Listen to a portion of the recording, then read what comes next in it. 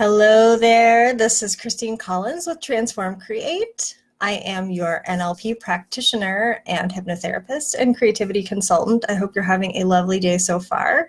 And I wanted to touch on a theme that I know I have talked about before, but just in case you're tuning in for the first time, or perhaps it's just a message that you really need to hear today.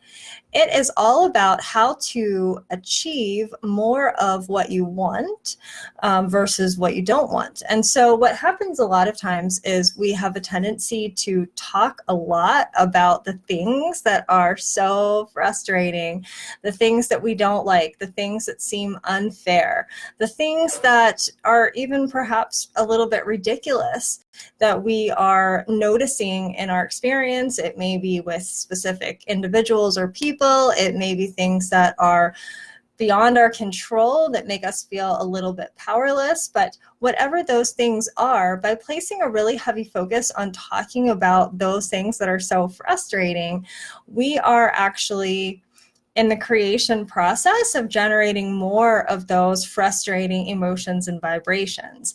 And it actually detracts our attention, our creational attention, away from what we do want. And we do tend to move in the direction that we're looking in.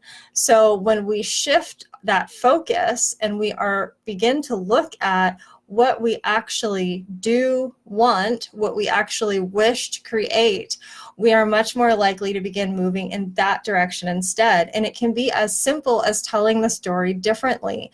Instead of talking about what you don't want, what you hate, what frustrates you, what you don't like, not to say that there is not a value in venting, because sometimes there's so much energy sort of pent up, we do need to have that release, and talking about it at times can be a release.